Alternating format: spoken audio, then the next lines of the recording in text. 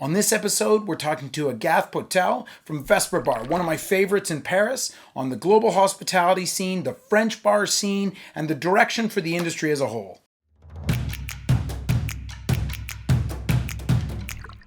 How are you? Very good, yourself? I'm doing well. Do you want to just introduce yourself? Yes. So my name is Agathe. I come from Paris and I work in for the Feeds Group, which is 3 restaurants in the 7th arrondissement of Paris. We have the first one that I started working in is Vesper. So it's a Peruvian and Japanese fusion restaurant.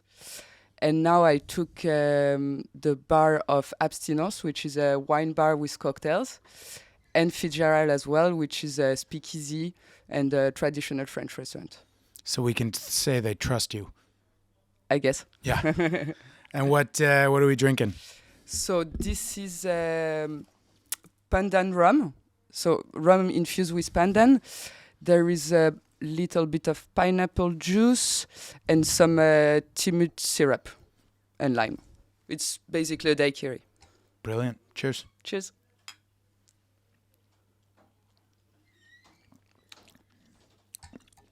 Very refreshing.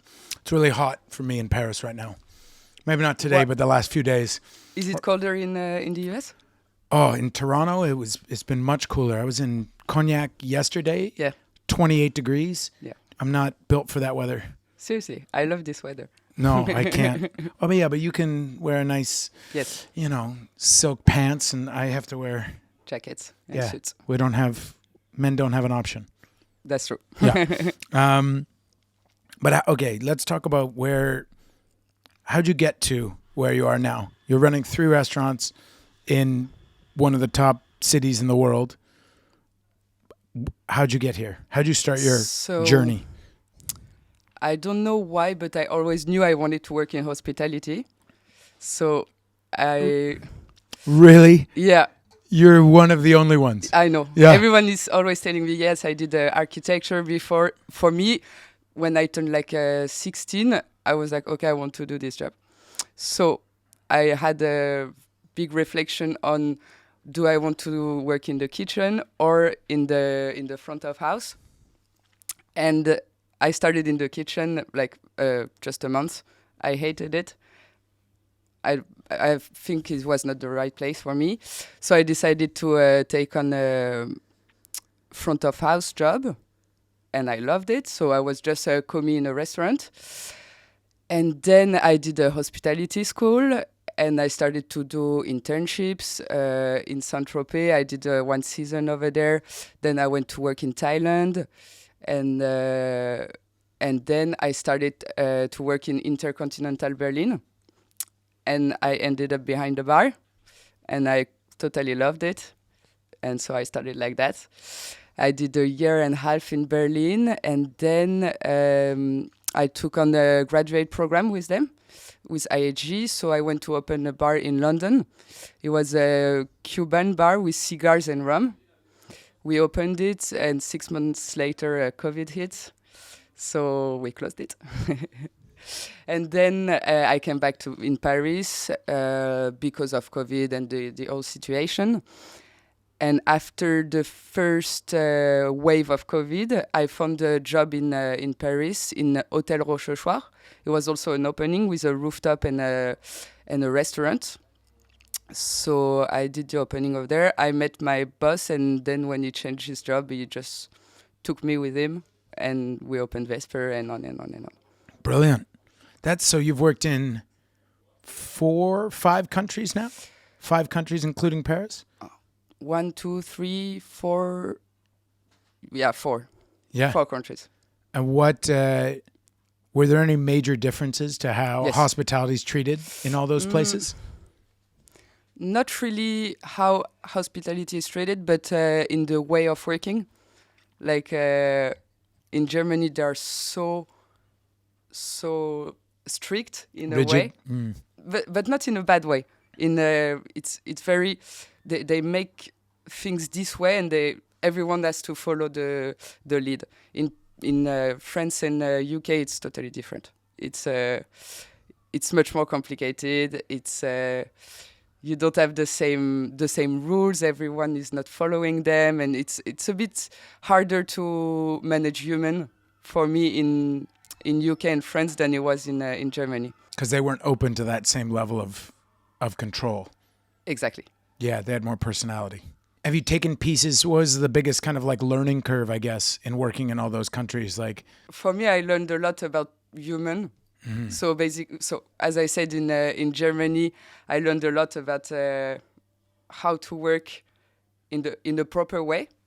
And then when I went to the UK, I met so many different people from different countries, because over there in hospitality, I mean, before Brexit, now I don't know how it is. I used to work with Lithuanian, with people from Russia, Ukraine, France, a lot of Italians. So then you have all this gathering of different culture. You talk a lot about food. They have all different way of cooking, of enjoying life. But at the end, we all like the same thing: is going to restaurant and drink some drinks together. So this, for me, working in the UK was very, very enriching, because I met so many different cultures. And I also met some people from countries I did not know it existed. yeah. And then I also went in those countries to weddings, to parties. It was very enriching. Amazing. And yeah, I think that's really interesting that the UK is this, I know before Brexit, it was the most multicultural place, Yes. I think, in Europe.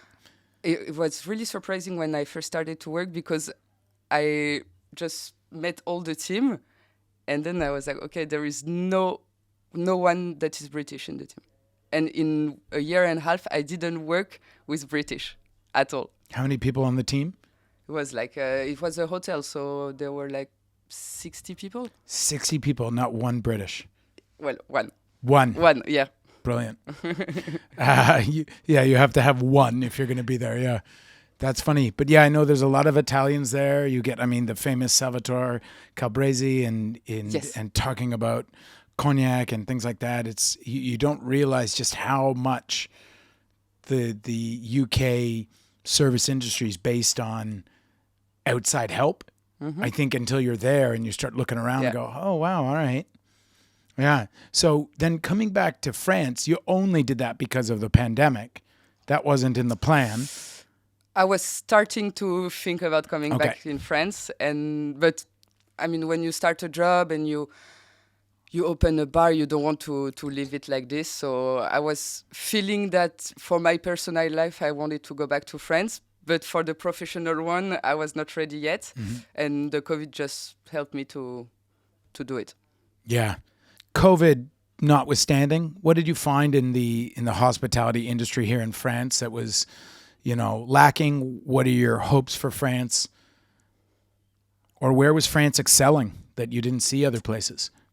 Well, in spirits. Yeah. So when I came back to France, I was so pleased to discover all the French spirits that are not always distributed in the UK or in Germany. I met some people making some very nice eau de vie with pear, strawberry, all the different fruits, and I love to try the very old spirit like Suze or beer or all this kind of very.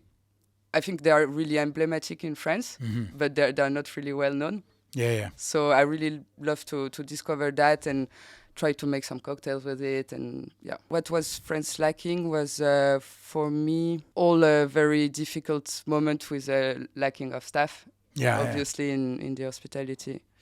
But no, apart from that, I think in France we have a very big culture of hospitality, and everyone understands it and know that it's very, very important in France. Yeah, I think you have world-class cocktail bars here in Paris, especially. Not to mention some of the other big cities like Bordeaux's got some, and Marseille and whatnot. But I find like in Paris, there's, in Europe in general, there's good cocktail bars in major cities, and they're starting to spread out to some other cities as well. But you have this gap, whereas like coming up for myself in North America, cocktails are everywhere now. So, but that becomes a problem. Like you've got great bars, then some good bars, then some okay bars, and then some not so okay bars, and they're all doing cocktail lists. They're all creating their own and doing everything. And so you have to be kind of wary when you go. It's like, are they going to be really good? Are they not? Should I order a beer here? Whereas I think in Paris or in Europe in general, but no place more than I think France, because you have this great tradition of hospitality and going out and dining, that you have all these wonderful spirits and cheeses and foods, and like French cooking is everywhere around the world. But cocktails were never part of like a French dining experience that you know, maybe it's a Ricard on ice or something like that, or it's you have champagne before dinner. You don't have a cocktail. You don't have too many aperitifs and things like that. So it's you don't have this mid-range of cocktail bars. There's either bars doing it pretty badly, like your local bistros and things, or there's bars doing it exceptionally world-class level and nobody in between. I agree. This is my long way of getting to the fact of like, how do you get consumers to realize how good cocktails are? For me, it's very important, first of all, because as you said, it's not sorry, it's not in our culture to drink cocktails, but for me, it's our role to educate people.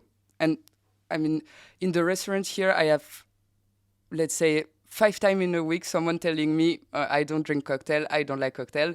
It's always too sweet, it's fruit juices. And I'm like, okay, just tell me basically what you like, and I'll make a cocktail, and I can tell you you're going to like it. And then they start to like cocktail like this. There was also one customer one day that told me that he didn't like cocktail. I made one.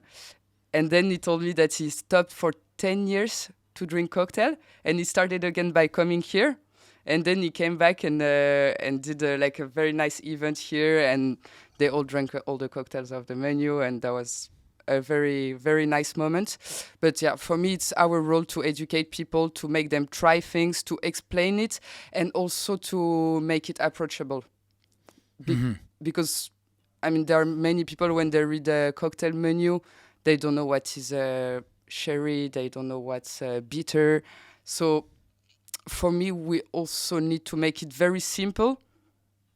I don't always explain all the ingredients in my cocktails, just to make it very simple, straightforward. And the goal is to have a balanced drink, not too sweet, because to erase this image of too sweet cocktails, like the one they were making in the 80s, or this kind of drinks. Yeah. And to make them, to educate them and to make them like it. Yeah. That's the whole point. I think that's and do you find it's a generational thing? Is it as well? Is it the youth that are embracing it more, or is it? Exactly. Are you? Yeah. The 2 examples you gave, are those an older clientele? Are they more resistant to it, or is it you're generally finding a younger clientele coming and wanting to enjoy those? Or everyone? Yeah, everyone. But I would say that people between 40 to 60 years old, they're really reticent with cocktail. Like, for instance, the generation of my parents, they apart from a mojito, they don't know anything about it. And they have that on vacation somewhere. And yeah, exactly. And they enjoy wine most of the time, champagne.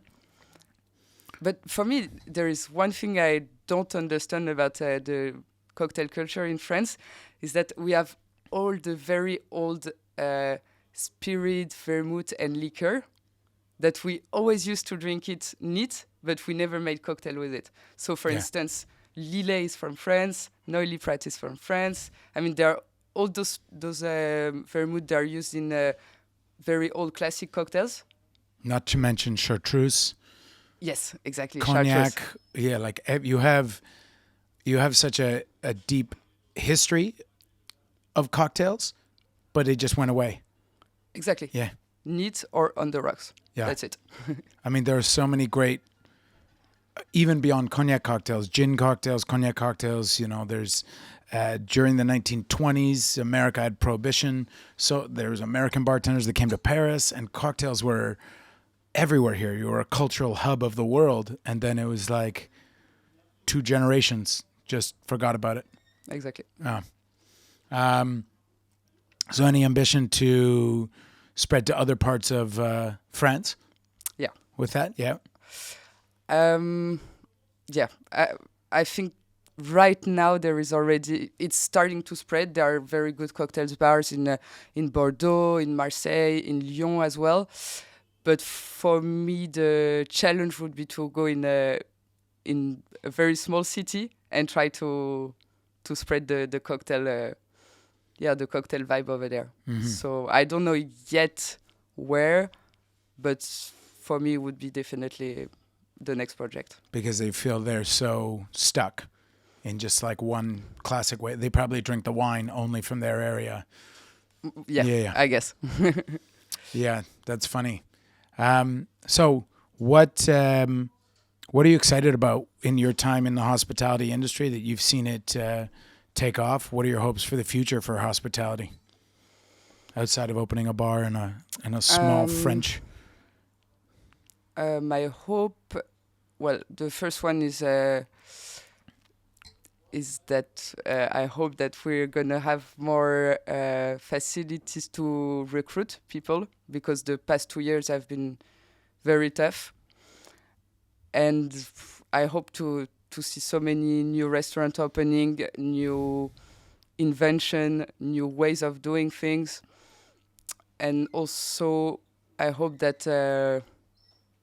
the people that are opening those venues, they're gonna let their workers express themselves, Mm-hmm. and to go out of this strict hospitality image and to let people express themselves much more and be themselves. And by doing that, I think we're gonna have more. It's gonna be easier to hire people. Yeah, so you're having a hard time hiring since the pandemic. Mm-hmm. The pandemic caused a lot of people to leave and just not come back to the hospitality industry. Exactly. Because it was particularly harsh on France, or because the conditions in the hospitality industry here need to change from a financial benefit, or... First of all, I think that because of the pandemic, many people realize that they can have a better work-life balance, and they just choose the solution of having a better work-life balance. And yeah, apart from that, the financial, I mean, the salaries in hospitality were not that good, but I think now everyone understood that they had to make them a bit higher and to offer a better condition to work, and also to stop the split shift, for instance, that we had a lot in like doing a double. hospitality. Yeah. Doing a double, or like having a split in the middle of your day? Yeah. This split shift is horrible. So now when I look up for a job, when I see some job offers, there is no one is doing split shift anymore. This is something that have evolved, and people stop that. And I think it's very good, because we, after 2 years, we already tried to offer better work conditions. Yeah. But I hope it's gonna still evolve in this way, to have some solid teams, and to be able to work in the best way we can. That's interesting, though, because there's that the split shift went away, because that's not necessarily such a thing in North America, but it was always like doubles. It's like you were working and you'd work open until like through dinner. And it's like, so many people are working 50, 60, 70-hour weeks, because the tipping is such a big thing in North America, that the wages are so low most of the time.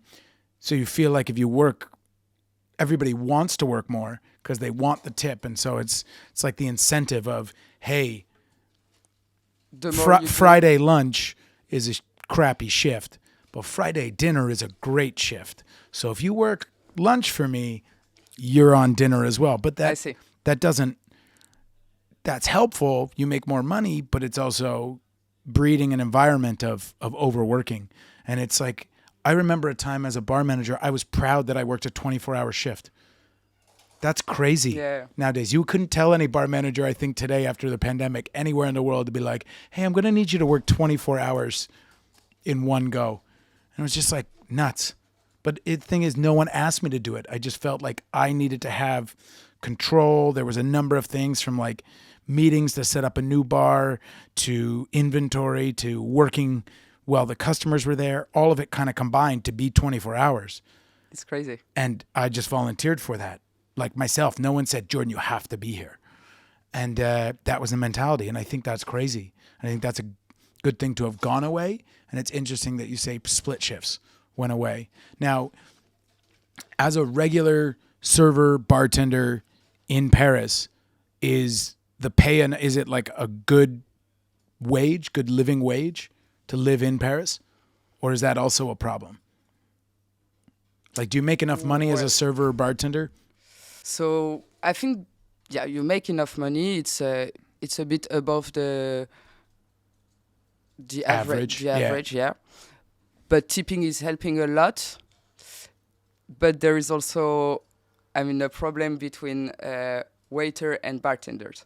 For instance, in a restaurant, because all the waiters are tipping a lot, bartenders less. So sometimes the company will also have to reflect on, okay, how much we're going to pay this person to compensate the fact that he's not making as much tips as the other. So there is always this big reflection to have.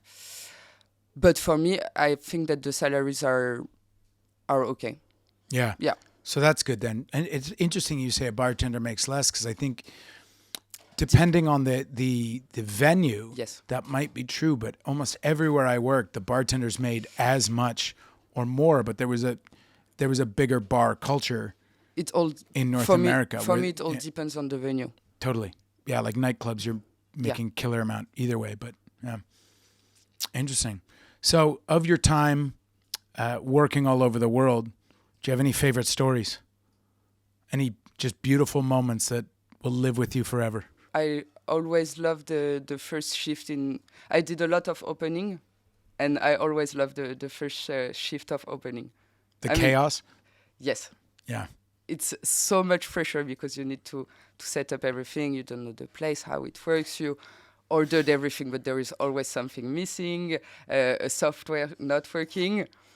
And at the end of this shift, when you take a drink with everyone, for me, it's one of the best moments. And you know that tomorrow it's going to be very hard as well, but you can see what you've you can see what you've accomplished so far. So yeah, for me, all the venue that I have opened, it's one of the best moments. So I had a favorite opening that I did, because I also agree opening is it's strangely addictive. It's sort of like, I agree. It's like torture. You're like torturing yourself, but it's addictive. Like it. Yeah. And so I opened the last restaurant I ran before I moved over to work with Hennessy, and they opened, and it was this beautiful lounge up front, like a 240 seat restaurant. Behind the bar, like 3 long rows of tables, a little side lounge that the bar was going to serve. Eventually, they put in a 150 seat front patio, all of it. But it was the fall, so the patio wasn't open. Okay. But they were short on the floor, so they took 2 of my bartenders to be servers on the floor, and just left me and the bar manager running the bar with a brand new cocktail menu, serving the front lounge, the side lounge, service bar, and the bar. Great. It was the restaurant opening, so a lot of people were, wanted to sit in the restaurant and go. There was a big time hype around our chef, so it was good. But we didn't even have a GM at the time. one of the owners was operating as the GM, so you can imagine the chaos there. Somebody not from hospitality, obviously, as the boss. And so my head bartender was working our floor. I was doing service bar and trying to help him, but then 3 people sat at the bar and decided to order one of every cocktail on the menu.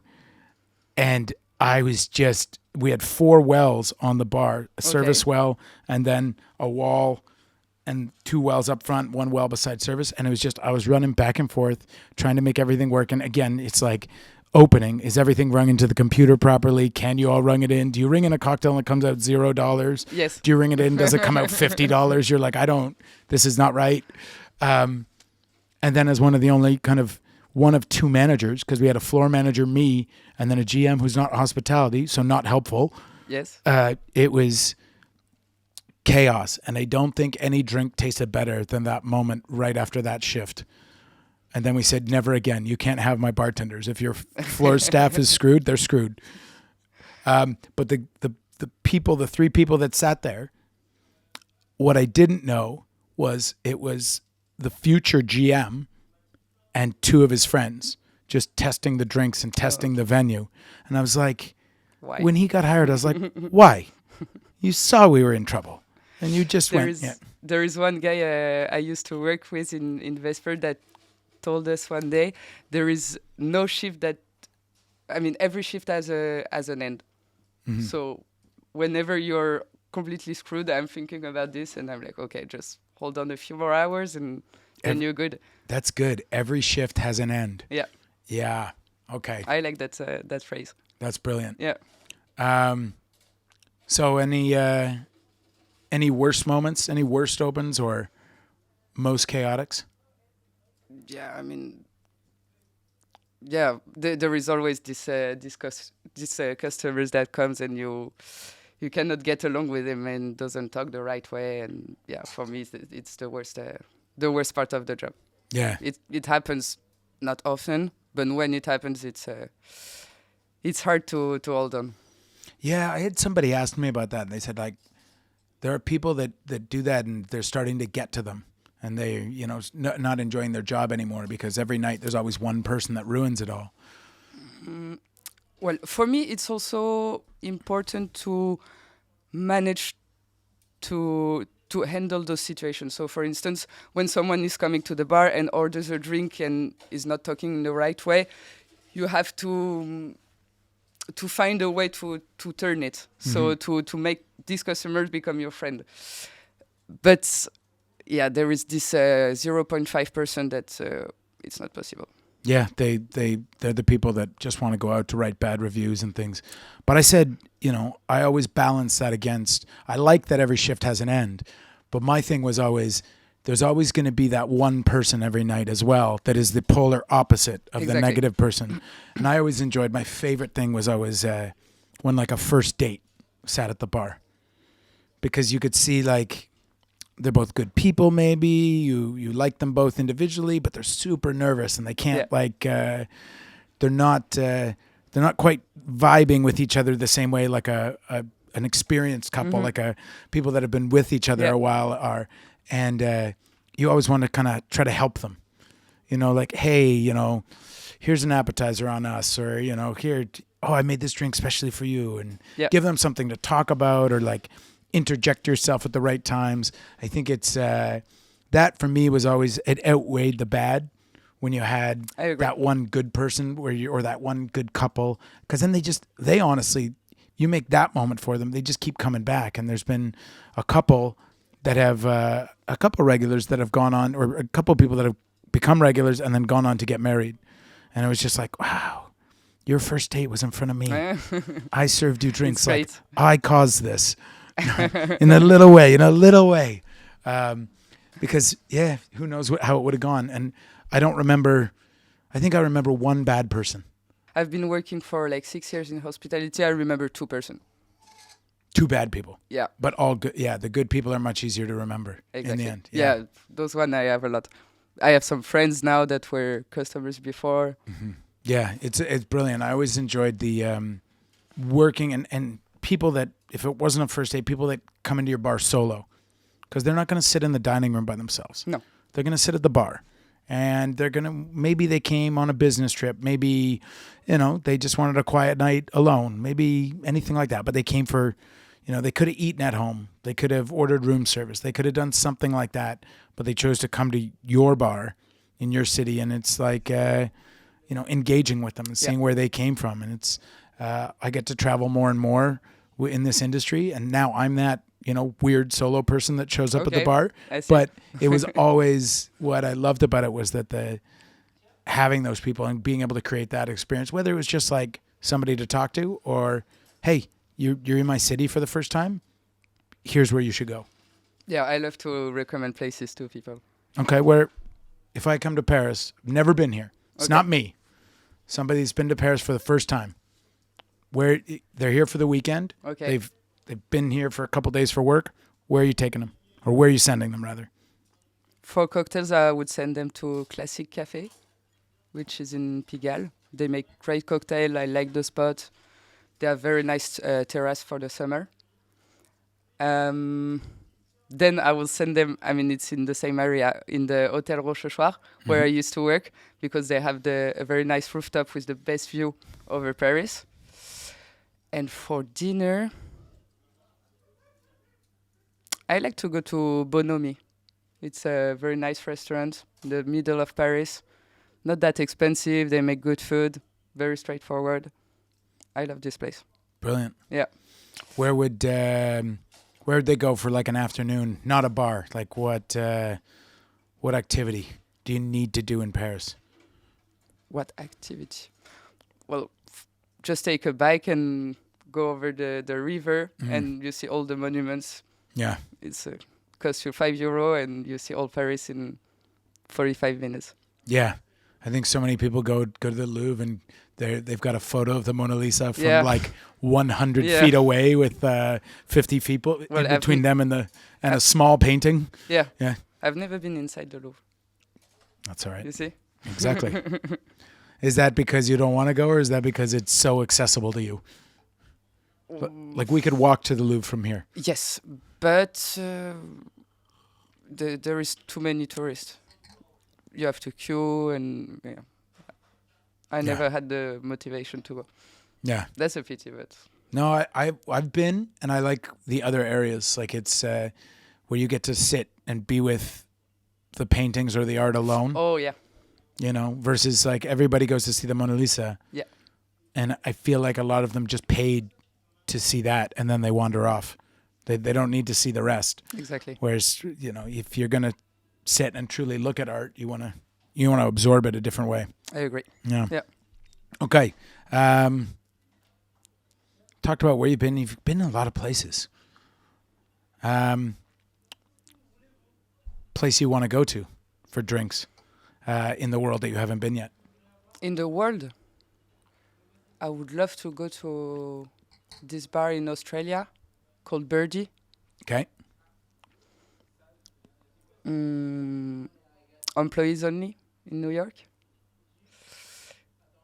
And I've never been to Velvet in Berlin. Velvet, Berlin. Yeah. Birdie in Australia. Interesting. Yeah. It's a good group. Employees only is you have to be ready for. They have one of the craziest moments, and it's all around. It's all around hospitality. Of at 4 a.m. they'll give you chicken soup. Yes. And I know. It's brilliant because it's not. It's the last thing. It's the last thing you want, or it's the last thing you. It's the last thing you expect. Exactly. Coming from like this cocktail bar that you're partying all night in, it's quite high energy, and then the last thing they give you is chicken soup before you leave. It's great. And you get to enjoy. It's whether great. it's summer or winter. It's such hospitality to me. You're one of the weird unicorns in this industry that decided you wanted to do it. So what is? Did you have some challenges around convincing family and friends that this was the route you wanted to go, or was it very, very straightforward? Because you went to school for it, so there's a little bit. No, I mean, I just came up one day with this idea, and yeah, they told me, I think it's for you. So Did you go to a restaurant? Do you have family in a restaurant? no. Where was the revelation? But I remember, I don't know how old I was, but I think I was like something like 10, and I went to a restaurant. It was, I think it was 1 Michelin star, and I had this veal meal, and I just loved it. And I don't know, I had emotion with it, and it always, I kind of, I mean, it stayed with me, and yeah. And I was like, okay, I want to do this. Man, thank God it was a good moment. Yeah. We would have lost some talent if it had been a horrible meal and you're like, I'm going to be an engineer. Yeah. Yeah. I think I'm going to go into math. No, and there was also one point that I wanted to have in my professional life. It was always a challenge, not being behind a computer. So everything matched it. So yeah. So with the challenge of hospitality, what's been the biggest challenge for you that you've overcome so far? The biggest challenge, the first one, it was the day I created my first cocktail menu. That was like, I was under pressure a lot, and there was the GM of the hotel at this moment. Every drink that he tried, it was not good. I think it was a way to test me. Mm-hmm. But after 3 hours, I went home and I just went to bed because I was so dead. Yeah. And then I came back to him the next day and I was like, okay, try again and tell me this is not good. And then he told me, no. I mean, I just wanted you to have a reflection on how you can improve it. But I like all the menu and it's validated. So this was very, very challenging. Yeah. Because coming home with that, thinking all night about how can I improve this drink? Okay, what did he say about this one? And then coming up with new ideas the next day. But for me, it was a good way of challenging myself. So has your design idea around cocktail menus evolved at all since then? Or how do you go about designing a menu? First of all, there is the restaurant identity.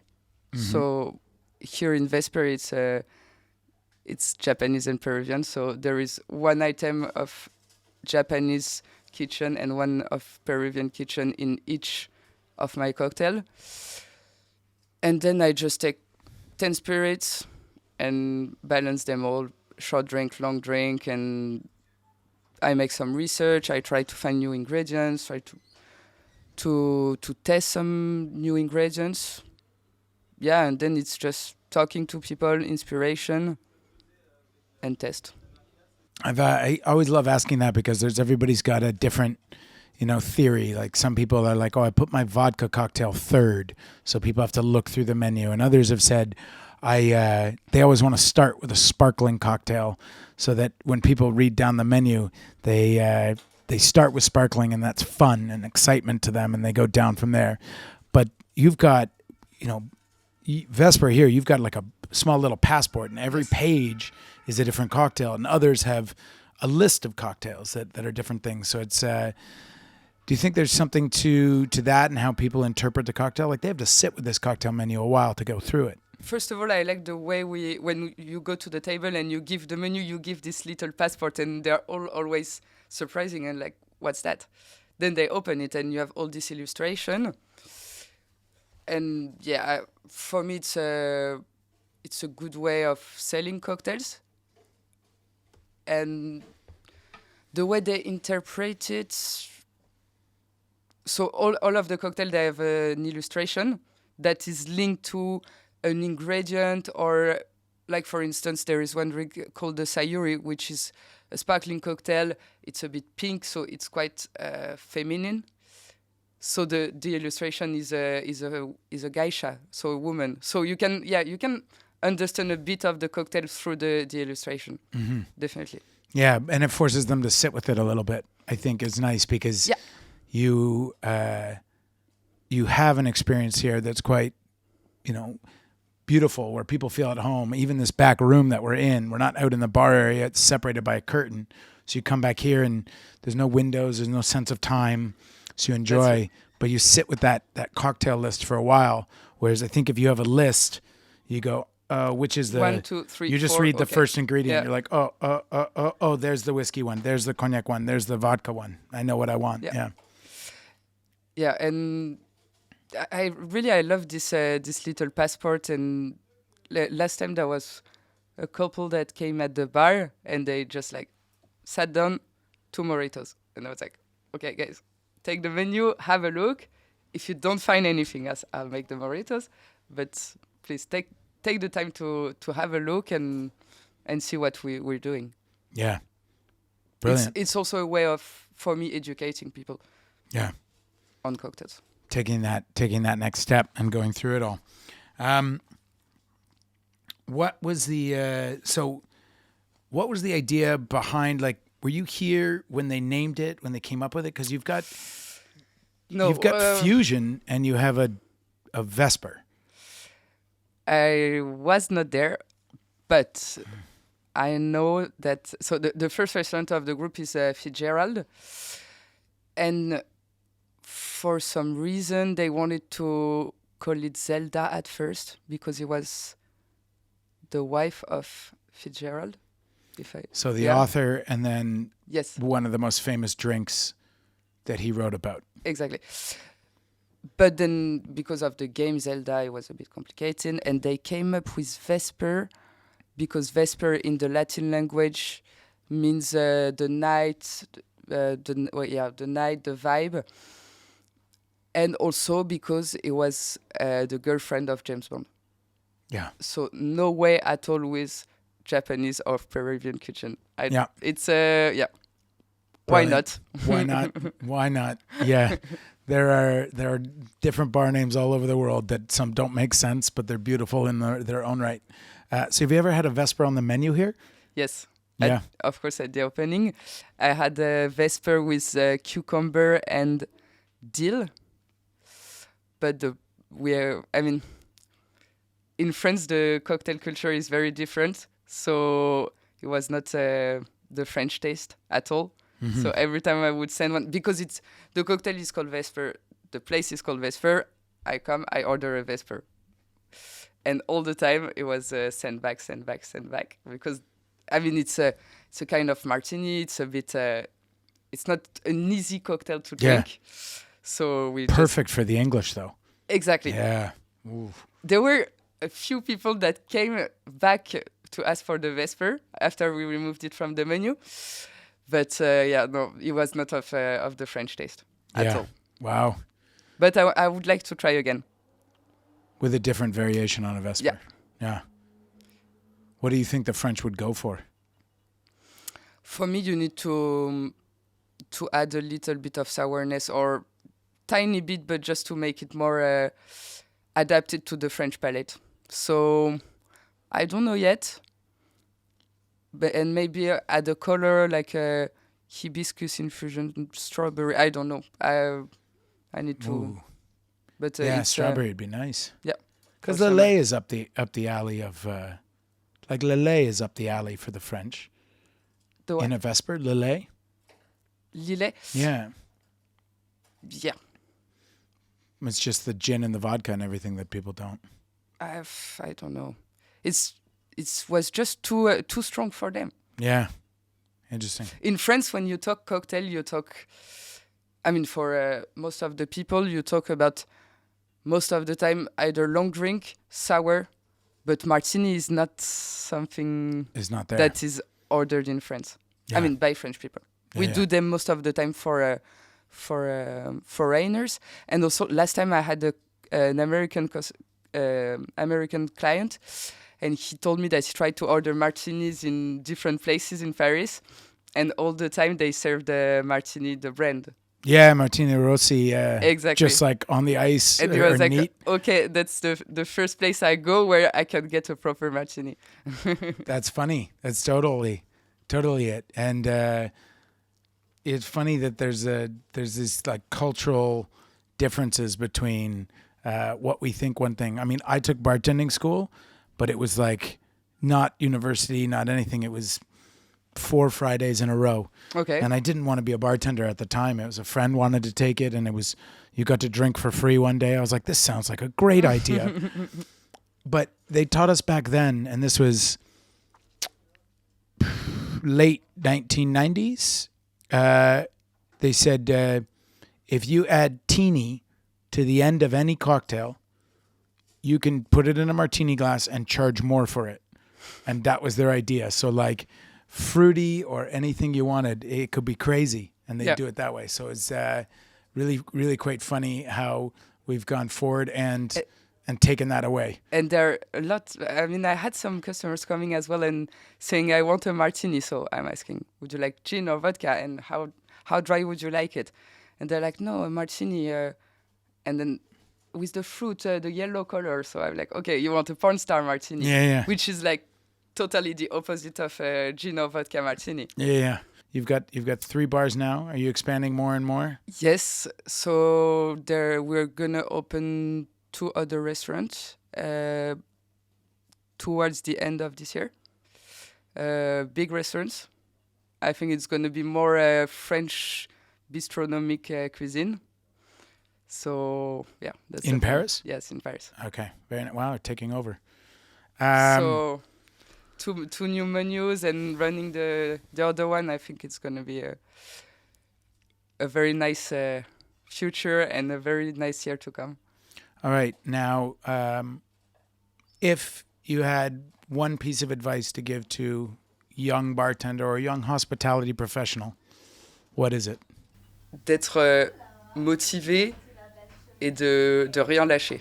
So to stay focused and to keep being like your motivated. Motivation? Yeah. I mean, there are some very rough moments, but if you want to evolve and if you want to stay in this industry, you need to just keep it up. Yeah. Every shift has an end. Exactly. Every shift has an end. All right. How do people follow you, follow the bar? What social media should they Instagram. find? Instagram, Vesper. Instagram for Vesper. And Fitz Group. And Fitz Group. And what's your Instagram or social?